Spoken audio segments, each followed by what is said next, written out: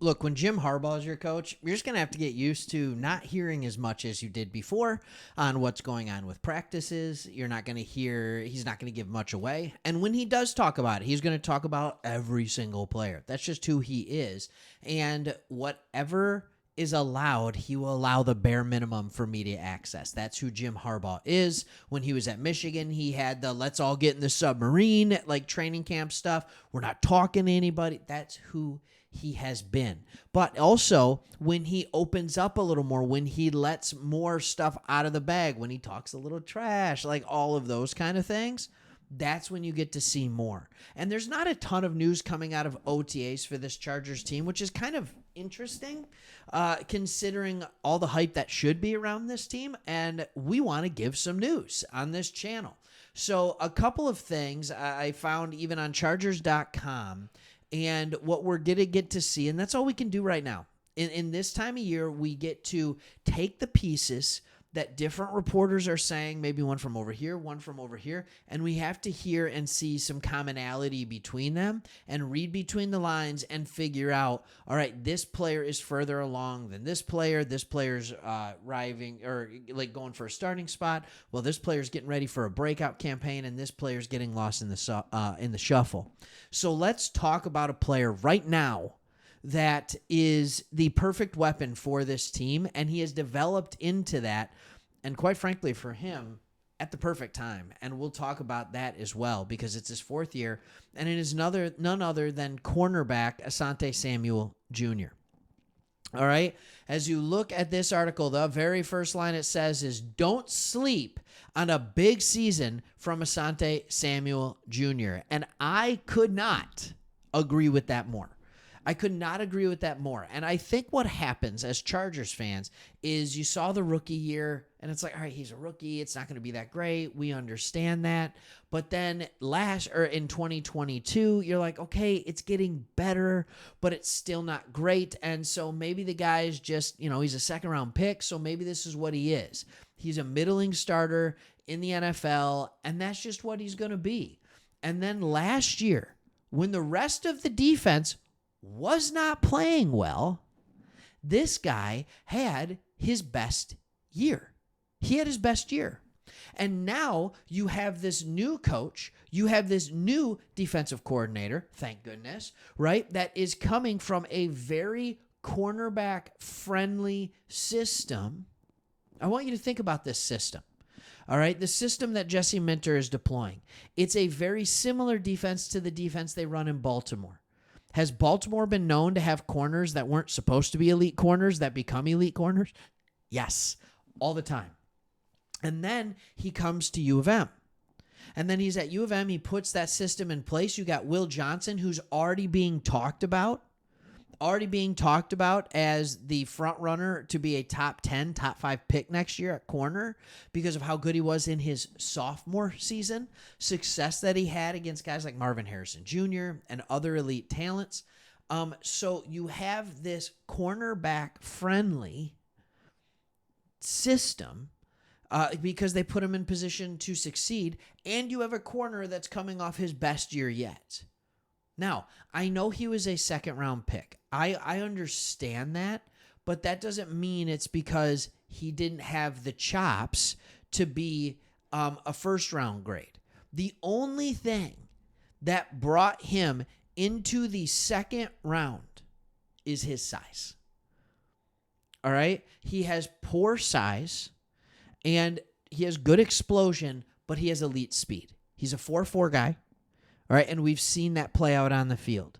So you knew what you would get from him is solid coverage skills, but the question has to be at 5'10", 180 pounds, is he going to be able to hold up on the outside? Well, last year he started showing that he absolutely is able to hold up on the outside, and he's doing it with a defense that was struggling, all right? Struggling. And so you look at it and you're like, all right, that makes sense. All right, but let's do a couple more things that I want to look at here. All right, first is the contract. All right, he's in the final year of his contract. This is it. It's the end of his 4-year rookie contract. So because he was a second-round pick, you don't get to have that 5th-year option. So he's going into a contract year. He's going into a pay-me year, and he wants to be a guy who's going to make good money. Does people usually have better seasons going into contract years or worse? It's better. All right, so this is why he's kind of the perfect weapon at the perfect time. All right. And then you put Christian Fulton on the other side of him, and hopefully it's better than what was last year. All right. Kind of the revolving door that it was. You still have elite edge rushers, so they shouldn't be having to guard as long. All of these things are opening up to a very good season for him. Now, let's talk about something else. Let's go into cornerbacks that are graded. And I've given you my PFF spiel before. All right, PFF is good, bad, anywhere indifferent. You say whatever you want. He was rated as the 28th best corner last year, right between Desmond King and Steven Nelson, which actually makes some sense. You have Jamal Dean here from the Bucks. L'Jarius Sneed was actually 30th. Yeah. All right, this seems fair, but when you look at the group right ahead of him, that is very similar in grade. Very similar in grade. All right, within 2 or so, you get guys like Diamador Lenore, Jair Alexander, all right, Jonathan Jones, good players. But here's the thing I like, at 24.6 years old, I like knowing who is younger than him. How many players that are younger than him are ahead of him on this list? And no, I don't count other 24.6-year-olds. So let's do the math. 1, 2, 3, 4, 5, 6.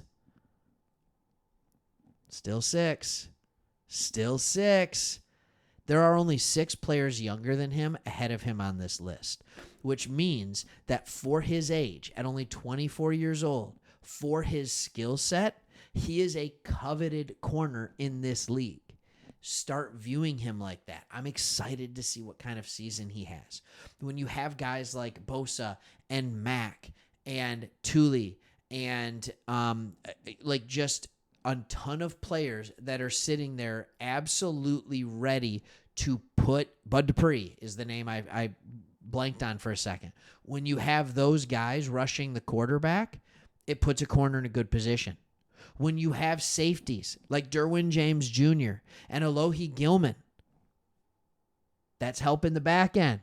So you can be confident in what you're doing because you know you have good help in the back end.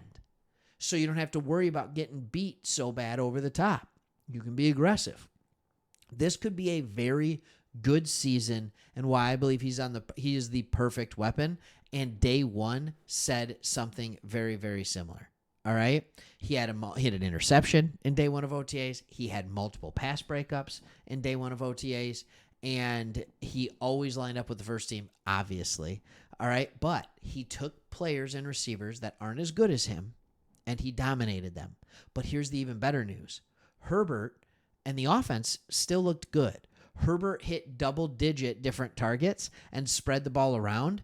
The only player that he wasn't successful against was Asante Samuel.